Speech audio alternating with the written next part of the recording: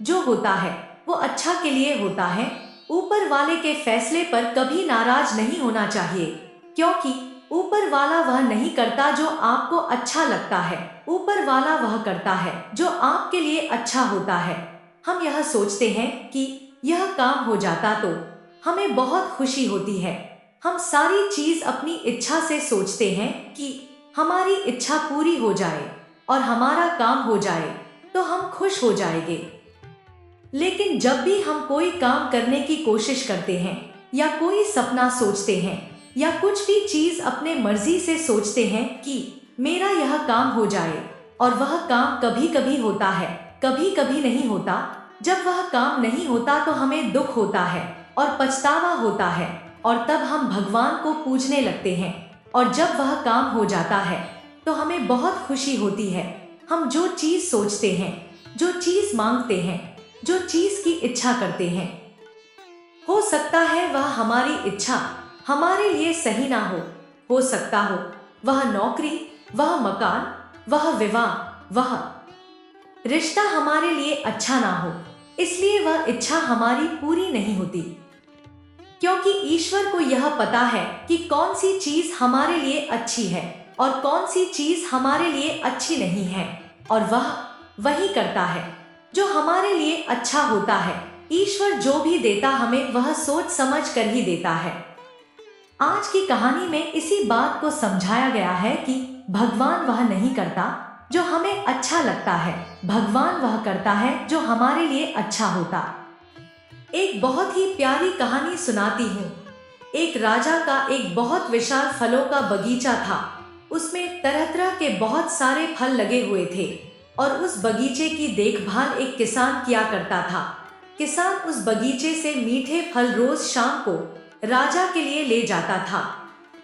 एक दिन किसान ने बगीचे में आकर देखा कि वहां पर अमरूद, चीकू, सेब, अंगूर, बेर सब पके हुए थे। किसान सोचने लगा कि कौन से फल आज राजा के लिए लेकर जाऊं।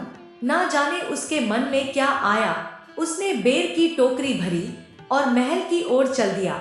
रास्ते में जाते जाते वह यह सोच रहा था कि मैंने केवल बेर लिए हैं, कुछ सेब, चीकू, अमरूद ही डाल लेता, राजा अलग अलग फल देखकर खुश हो जाता।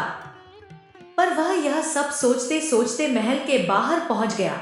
उसने बेर से भरा टोकरा राजा के सामने रख दिया और कुछ दूरी पर जाकर बैठ गया। राजा अपने ही ख्यालों में खोया हुआ था।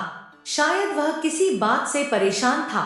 अपने ही ख्यालों में खोया हुआ राजा टोकरी से बेर निकाल कर खाता और किसान के माथे पर निशाना लगाकर मारता।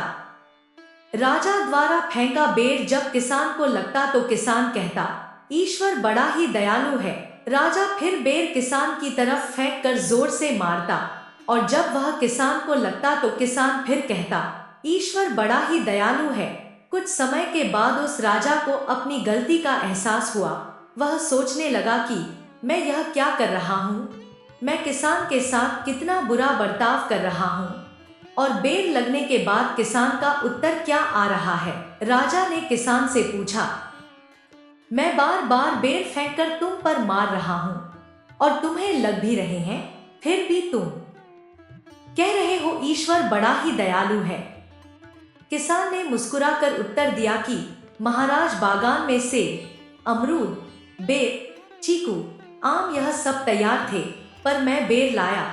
मैं वह सारे फल भी ला सकता था, पर ईश्वर की कृपा से ही मुझे यह एहसास हुआ कि आज मुझे यह बेर ही ले जाने चाहिए। मैं ईश्वर का धन्यवाद देता हूँ, क्योंकि अगर मैं दूसरे फल ले आता और आप इसी तरह मुझे जोर से मारते तो मेरा क्या हाल होता। सच में महाराज, ईश्वर बहुत ही दयालु है। दोस्तों, अगर आपके जीवन में किसी मोड़ पर आपके साथ कुछ सही या आपके हिसाब से घटित ना हो तो धैर्य रखना, सब्र बनाए रखना और प्रभु पर विश्वास करना, क्योंकि समय अपने राज सही समय आने पर ही खोलता है। और उस समय हमारे मुंह से यही निकलता है कि जो हुआ अच्छा ही हुआ। प्रभु पर विश्वास बनाए रखो, वह जो भी करेंगे हमारे लिए अच्छा ही करेंगे।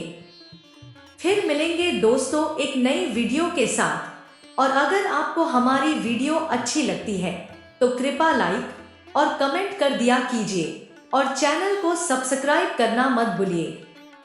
हमेशा खुश रहो, भगवान आप पर कृपा बनाए रखे। जय महाकाल।